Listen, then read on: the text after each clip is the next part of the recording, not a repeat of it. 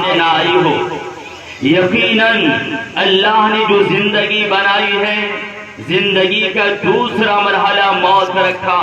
اللہ تعالیٰ قرآن میں فرماتا ہے تبارک الذی بیدہ الملک وہو علی کل شیء قدیر الذی خلق الموت والحیاة، وہی ہے رب جس نے موت بھی پیدا کی اور زندگی بھی پیدا کی ہے۔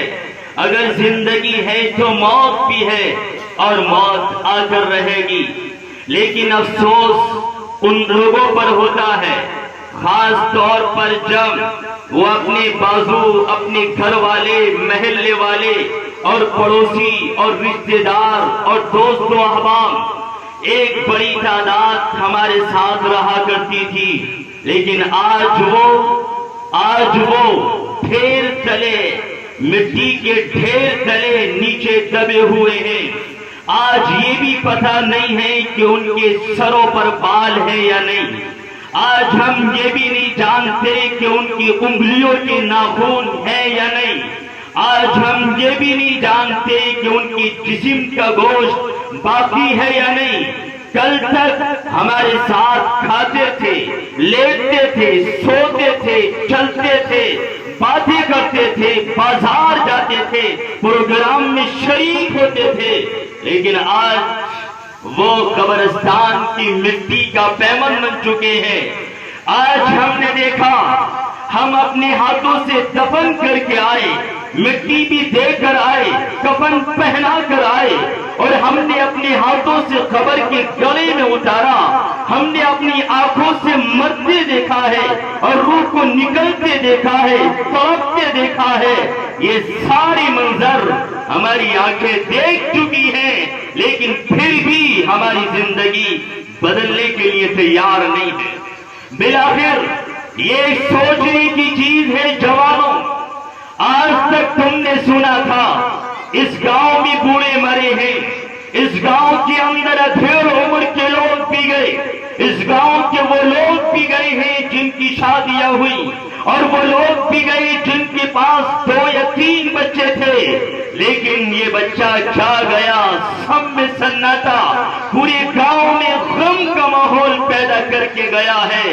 شاید کہ یہ جوان موت نوجوان کی شکل میں اس گاؤں میں کئی سال کے بعد ہوئی ہے، لیکن یہ موت ہر جوان سے کہہ رہی ہے اے جوانوں، تمہاری ارمان ایک طرف ہے اور تمہاری امیدیں ایک طرف ہیں اور تمہاری جذبے ایک طرف ہیں۔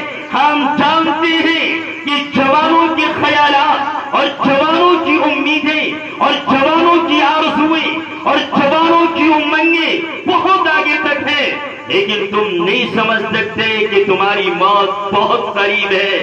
آج یہاں پر ایک جوان نہیں، کتنے جوان بیٹھے ہیں، اگر میں ایک کو بلاؤں تو ہر کہے گا اگلے سال یہ کروں گا، 5 سال کے بعد یہ کروں گا، اور 10 سال کے بعد یہ کروں گا۔ اے میرے جوان بھائی، تو نہیں جانتا کہ تو 5 سال کی بات کرتا ہے، تیری موت کا فیصلہ چند دنوں کی بعد ہو چکا۔ تو یہ بھی نہیں جانتا آنے والی شب برات ملے گی یا نہیں، تجھے تو یہ بھی معلوم نہیں رمضان ملے گا یا نہیں، تو یہ بھی نہیں جانتا کہ عید الفطر ملے گی یا نہیں، بقرہ عید ملے گی یا نہیں، تجھے یہ بھی معلوم نہیں اس دنیا پر تجھے شادی ملے گی یا نہیں، یہ رب جانتا ہے۔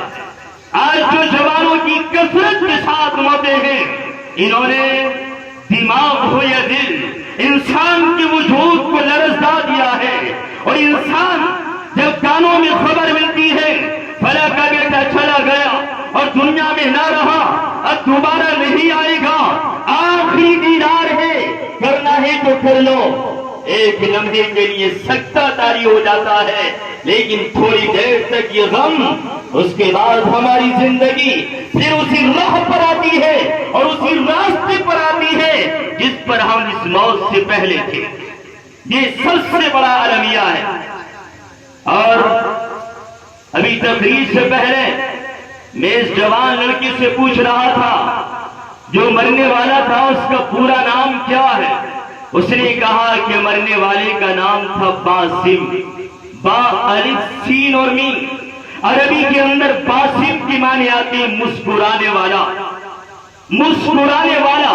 اللہ کے نبی نے فرمایا تھا, ابو داؤد شریف کی روایت, نبی اکرم صلی اللہ علیہ وسلم نے ارشاد فرمایا, انکم تدعون یوم القیامت باسمائکم واسماء آبائکم